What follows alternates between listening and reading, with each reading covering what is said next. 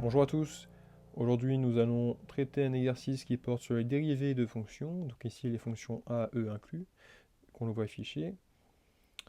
Il s'agit d'une première, d'accord, donc n'hésitez pas à me fournir vos retours de manière constructive, soit par message sur l'école directe ou directement dans l'espace commentaire de la vidéo, si la vidéo est déposée sur YouTube.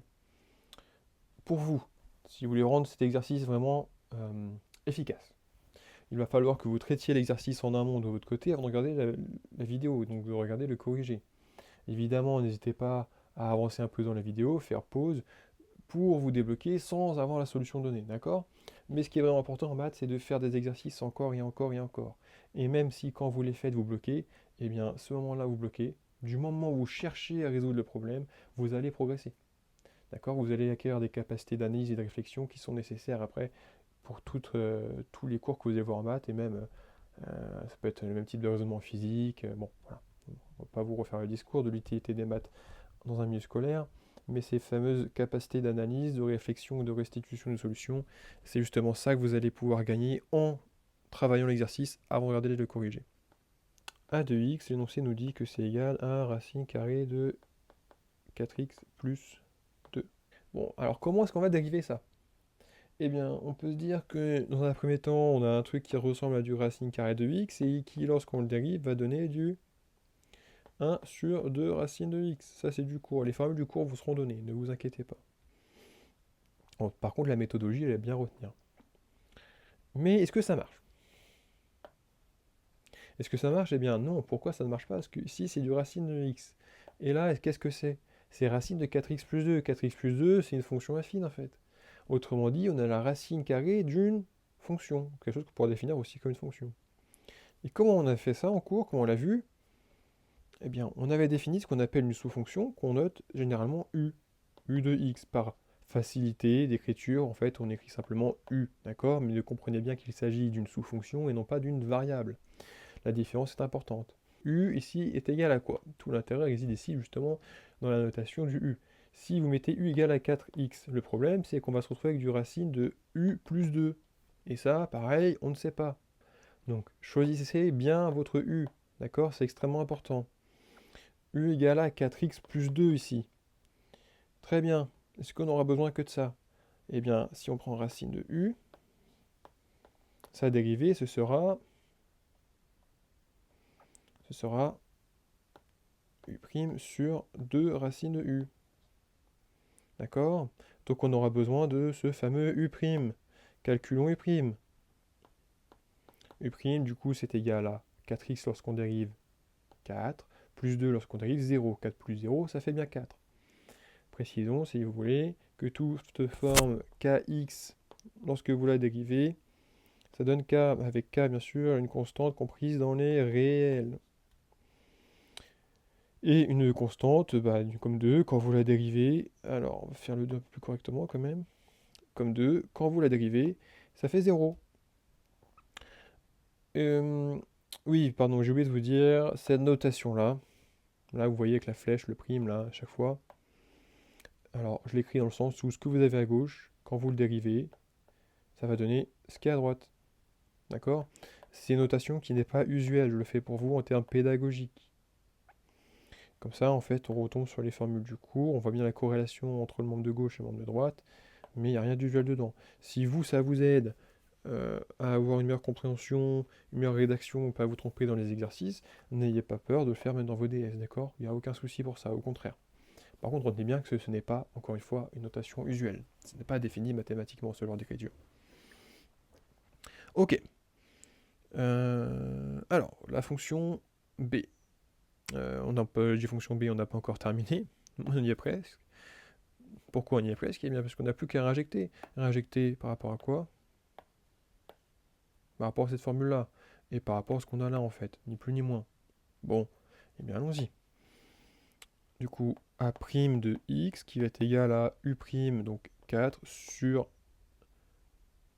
2 racines de 4x plus 2. Parfait. Est-ce que c'est fini? Eh bien, le plus aguerri d'entre vous auront remarqué que on peut réécrire de cette manière-là. 2 sur racine de 4x plus 2. Comment est-ce qu'on est passé de là à là? Eh bien tout simplement, on a fait du 2 fois 2 sur 2 fois racine de 4x plus 2. Et les deux se simplifient. Quelque chose d'intéressant que j'ai remarqué avec les BTS 1V, c'est que si on utilise GeoGebra, d'accord, donc calculatrice en mode calculatrice formelle, et qu'on lui demande la dérivée, là, donc ce que j'ai fait tout en bas, on lui demande la dérivée de la fonction a, que je définis, vous voyez en haut, a de x est égal à racine carrée de 4x plus 2. Je lui demande sa dérivée, il me dit que ça fait racine de 2 sur 2x plus 1. Et là, vous allez me dire, ce n'est pas ce que nous avons eu. Certes, quand on regarde de premier abord, on n'a pas l'impression que c'est la même chose. Mais en fait, je vais vous faire la démonstration que c'est tout à fait la même chose. Et ce qu'il faut en retenir, c'est que n'ayez pas peur. Si vous utilisez votre calculatrice ou un logiciel de calcul formel, et que vous trouvez quelque chose de différent de ce que vous avez sur feuille, vous n'avez pas forcément faux. Donc on va montrer qu'on a bien la même chose que GeoGebra. Alors, a' de x, du coup, c'est égal à 2 sur... Nous, on va faire apparaître du racine de 2 quelque part. Une première piste serait de se dire qu'au dénominateur, on a du 2 facteur de 2x plus 1. Effectivement, 2 fois 2x, ça fera 4x, et 2 fois 1, ça fera 2. Donc on va bien se retrouver avec du 4x plus 2. Hop, parfait.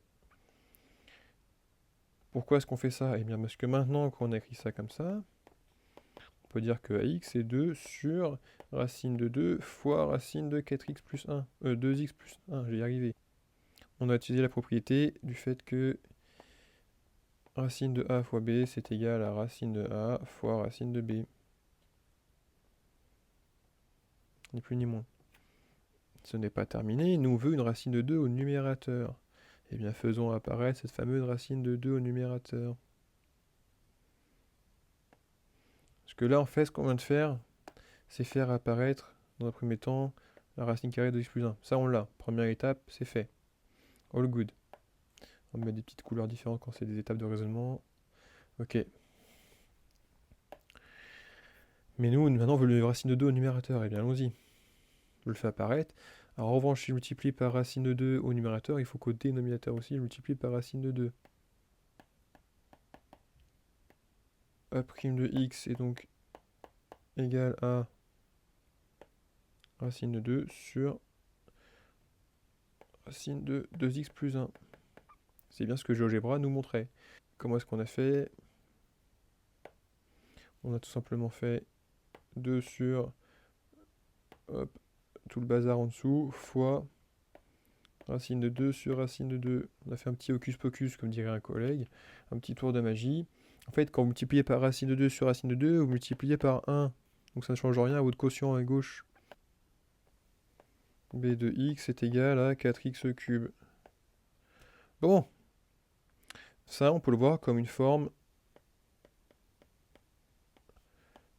k fois x exposant n. Et quand on le dérive, on sait que ça fait du k n x n-1.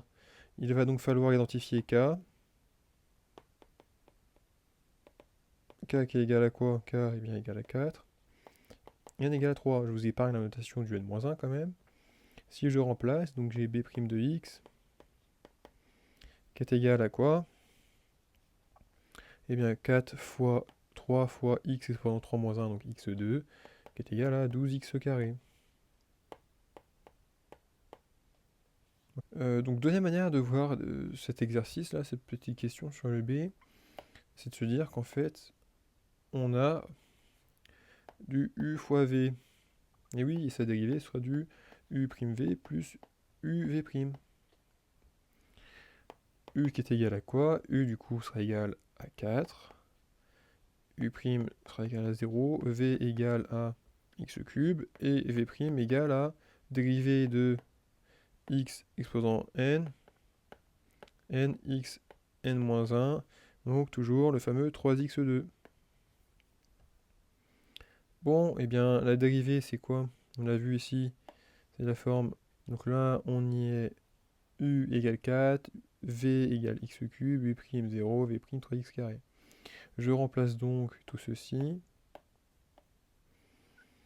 B' de x qui est égal à du coup donc 0 c'est bien u' fois mon v qui est égal à x cube plus U4 fois V' 3x2. B' de x qui est égal à 12x2. C'est bien évidemment le même résultat qu'on avait là-haut. Heureusement. En fait, ce qui diffère, c'est l'utilisation de deux formules. Dans un premier cas, on utilise du k nxn-1 et l'autre du u'v plus uv'. Mais il se trouve que quand on a le fameux u qui est constante, donc on a noté ici k, ok, eh bien on peut garder tout simplement la forme k exposant n, kxn. Bah oui, parce que vous voyez ici, le fait qu'on a k qui est égal à 4, qui est une constante, quand on dérive, ça fera 0. Donc toute cette partie-là est inutile. On conserve donc seulement cette partie-là. D'où la notation k n x n-1. La notation qui est là. Bon, comme d'habitude, on analyse ce qu'on a. Est-ce que c'est du ln de x? Non, donc c'est pas le tableau du x qu'on va pouvoir utiliser. On va donc devoir définir un fameux u, une sous-fonction, pour avoir une forme ln de u. Avec, du coup, u égale à quoi? Eh bien, u qui sera égal à 3x plus 1. On reprend ce qui est dedans, en fait, là. Ok? Ne mettez pas, encore une fois, ne mettez pas u égale à 3x. En quel cas, on aurait du ln de u plus 1. Et ça, on ne sait pas. D'accord? Donc, choisissez bien votre u, important. Ok, donc on a dit u 3x plus 1, justement. Alors, on va écrire un peu. Voilà, parfait. U' égale donc k fois x, on dérive, ça fait k. Ici, k égale à 3. 3x, ça devient 3. 1, ça fait 0. 3 plus 0, ça devient 3. La dérivée 3x plus 1, c'est bien 3. On sait que ln de u, lorsqu'on le dérive, ça va donner du u' sur u. Bon, eh bien maintenant nous pouvons remplacer.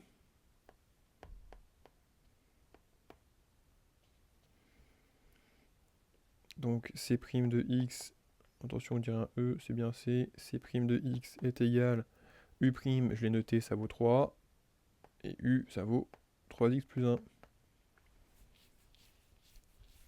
D'accord? Si vous voulez vous amuser à mettre un petit facteur de 3 en commun, pourquoi pas.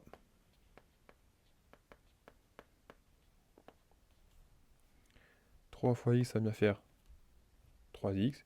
3 fois 1 tiers, ça fera bien 1. D'accord? Pour l'étude, après, sur le tableau de variation, ça va pas changer grand-chose. Ne vous inquiétez pas. En fait, ça va rien changer, ça va être la même fonction. Mais pour les calculs, après, ça peut simplifier un petit peu, à la limite. Ok. On va donc mettre un petit coup de fluo bleu. Bam. Allez, ça régale, Picasso. Donc d de x égale à 3x plus 2 sur 4x plus 5. Ok, là on arrive sur un truc un peu plus complexe. Si on se mettait sous la forme 1 sur x, bien, ça marche pas parce que là déjà on n'a pas que du x et au numérateur on n'a pas que du 1. Bon, bah on va s'intéresser aux formules avec du u. Est-ce que c'est du ln de u? Bah non, c'est autre chose, c'est machin sur machin. Ok, qu'est-ce qu'on peut faire d'autre? On va peut-être regarder du côté des opérations sur les dérivés. Tiens, c'est marrant, quand je regarde du côté des opérations sur les dérivés, j'ai du u sur v. Bon. Ok, u sur v.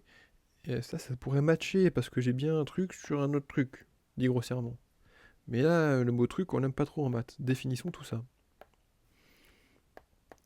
On a donc une forme u sur v avec u qui est égal à quoi? 3x plus 2. Hop là, il part en freestyle le x. 3x plus 2. U' donc est égal à 3. Dérivée de 3x, ça va faire 3. Dérivée de 2, ça fait 0. 3 plus 0, ça fait bien 3. D'accord? V qui est égal à quoi? Ah bien, 4x plus 5. Et V' qui est égal à, pareil, même méthode. Dérivée de 4x, ça va bien faire 4. On l'a déjà faite celle-là, il me semble, en plus. Hop. Et plus 5, 0. Ça sera bien 4 à la fin. Très bien. Bon. U sur V, quand on dérive, Or, u sur v quand on dérive, ça va donner du u'v moins uv' sur v carré. Pas de panique, ça c'est une formule donnée dans le cours. Donc, d' de x va être égal à quoi? Eh bien, je remplace u'v, n'oubliez pas la parenthèse, c'est bien u' qui va multiplier v, d'accord? Non, hop. C'est bien u' qui va multiplier v. Si vous mettez du 3 fois 4x plus 5, ça c'est différent.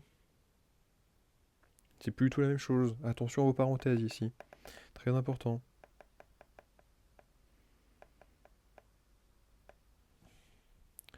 Moins uv'. Donc pareil, parenthèse, 3x plus 2 fois v' qui vaut 4. Le tout, on n'oublie pas sur v carré. Bon, bah, ce sera tout au carré. C'est bien 4x plus 5, 4x plus 5, oui. 4x plus 5, le tout au carré. D'accord? N'oubliez pas ces fameuses parenthèses. 4x plus 5 au carré, c'est pas pareil. Et encore, je vais pas vous mettre toutes les erreurs que j'ai pu voir. Enfin, on va éviter pour le moment. Hop. Ok. Notons que, intéressant, ce fameux 4x plus 5 qui est porté au carré ici.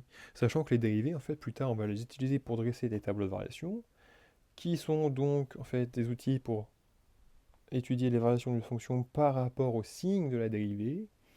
Et bien, ce fameux carré, là, il va être super. Pourquoi il va être super? Eh bien, tout simplement parce que ça va être toujours positif ou nul. Alors, il est au dénominateur. Donc le cas où il sera nul serait une valeur interdite, certes. Mais de manière générale, si on regarde un peu ce qui se passe, hop, alors ça, on va s'en débarrasser. Ça aussi, on va lui demander un petit x au carré. Vous voyez, une fonction du type x2 est toujours positive ou nulle. Ça, on l'avait vu au tout début du cours. Juste x2 tout seul, hein, évidemment. Après, si vous mettez avec des coefficients devant, ça change tout en fonction du signe de A. Bon, mais ici, nous, c'est comme si on avait un grand x au carré. Et bien ça sera toujours supérieur ou égal à 0. On peut même le montrer graphiquement. Ok, voilà. Ok, et ça en fait c'est des fonctions polynomiales de degré 2 que vous avez appris à étudier. Sachant que a plus b au carré c'est égal à a carré plus 2ab plus b carré. Si vous ne connaissez pas cette formule-là, qui est une formule de 3e ou 4e, je ne sais plus, identité remarquable, c'est dommage dans un premier temps, parce que vous en avez largement les compétences pour retenir ça. Mais admettons, ne se laissons pas abattre. A plus b au carré, c'est égal à a plus b fois a plus b. Et là, vous faites une double distributivité, et vous retrouvez la même chose, d'accord? C'est pas le propos du cours, donc on va pas développer plus, mais ça me semblait quand même important de vous le rappeler. Retenez surtout que quand vous avez au dénominateur quelque chose qui est porté au carré, ce qui apparaît du coup tout le temps avec cette formule-là, vu que c'est surdivisé par v carré, eh bien laissez le carré, c'est super intéressant quand vous voulez faire des études de signes. Parce que vous savez que c'est toujours positif ou nul. Donc pas la peine de chercher midi à 14h ici. Des primes de x. Ok, du coup, bah là on va développer. Donc ça fera 3 fois 4x, 12x, plus 3 fois 5, 15. Alors, petite astuce, ici vous avez un moins et un 4 qui se balade. Et bien le moins que vous avez là, c'est comme si vous aviez moins une fois tout ce qui est dans la parenthèse, le tout après fois 4. Autrement dit, ça va faire moins 4 fois 3x plus 2. Si vous voulez voir comme ça, vous pouvez. C'est assez lisible avec le vert. Moins 4 fois 3x plus 2, d'accord. Bon, et ça, c'est égal à quoi? Eh bien, ça va être égal à moins 4 fois 3x, ça fera moins 12x. Moins 4 fois 2, ça fera moins 8. Moins 12x, moins 8. Divisé par 4x plus 5, le tout au carré. Si jamais là ça vous embêtait, pour passer là, vous auriez pu s'y mettre 12x plus 15, vous mettez un grand moins, et vous faites tout ce qui est du coup 4 fois 3x, donc 12x, 4 fois 2 plus 8, hop. Et après là, ça ferait moins 12x, moins 8, c'est bien ce qu'on avait là.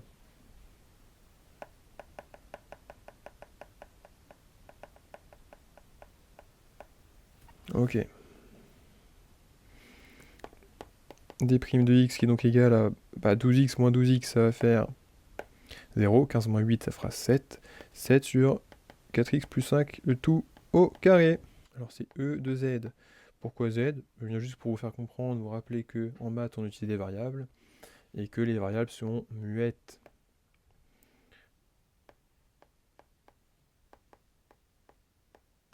Que la variable est muette.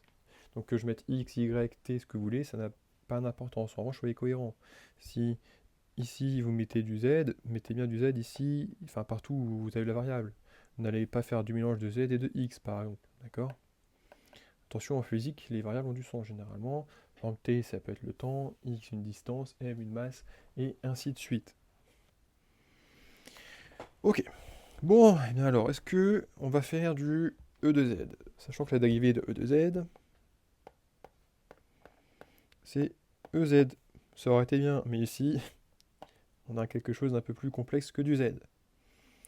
Alors, on va poser comme d'habitude un u, pour avoir une forme exponentielle de u, avec u qui est égal à quoi?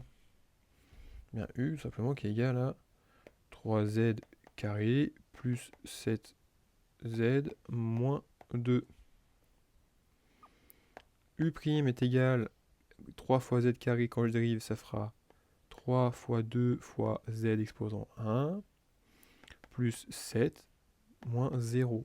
U' qui est égal à quoi? Eh bien, qui est égal tout simplement à 6z plus 7.